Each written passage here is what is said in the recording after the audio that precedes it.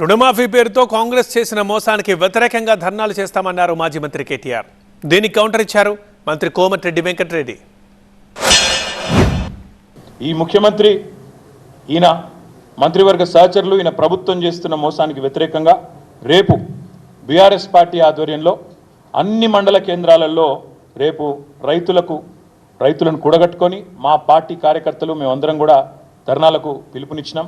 రేపు ఎక్కడికక్కడ మీరు ధర్నాకి ఉపక్రమించే ముందు తెలంగాణ తల్లి విగ్రహం ఉంటే ఆ విగ్రహానికి పాలాభిషేకం చేయండి, నిరసనలో కూర్చోండి.